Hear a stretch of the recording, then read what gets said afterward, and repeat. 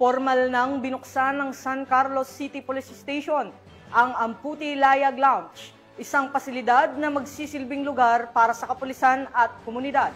Itinuturing itong simbolo ng pagkakaisa at serbisyong nakatuon hindi lamang sa seguridad, kundi maging sa kapakanan ng mga alagad ng batas at kanilang mga kaagapay sa komunidad.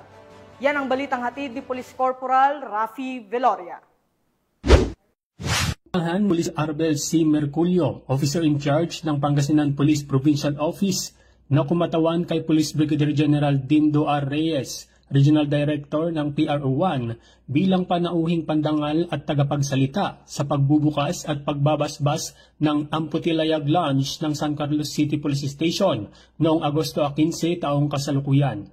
Naisakatuparan ang proyektong ito sa inisyatiba ni Police Lieutenant Colonel Eliazar C. Idolmo, Hepe ng San Carlos City Police Station, at sa suporta ng lokal na pamahalaan ng San Carlos City, kung saan nirenovate at mas pinaganda pa ang mess hall at kusina ng istasyon bilang pagpapakita ng malasakit sa kapakanan at moral ng mga tauhan nito.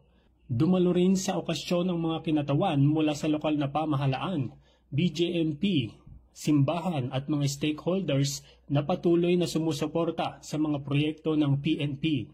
Ibinahagi naman ni Police Colonel Merculio ang mantra ng Pangasinan Police Provincial Office na ACM na nangangahulugang Action, Commitment, and Merit. Aniya, ang pagtatatag ng mas maayos na pasilidad ay patunay ng mga prinsipyong ito. Aksyon sa pagpapabuti ng lugar ng trabaho, commitment sa kapakanan ng mga tauhan, at merit sa pagpapanatili ng kahusayan sa paglilingkod. Ang Amputi Layag Lounge ay hindi lamang isang lugar ng trabaho, kundi isang simbolo ng dedikasyon sa organisasyon at sa komunidad. Nagtapos ang programa sa isang tradisyonal na budol fight na pinagsaluhan ng mga opisyal at panauhin. Higit pa sa pagkain, ito'y naging simbolo ng pagkakaisa, pagkakaibigan at diwa ng pagkakapantay-pantay. Isang paalala na sa paglilingkod sa bayan, ang kapulisan ay isang pamilya na may iisang misyon at adhikain. Mula dito sa Ilocos Region, ako ang inyong PNN correspondent, Police Corporal Rafi Veloria, alagad ng batas, tagataguyod ng Balitang Pulis.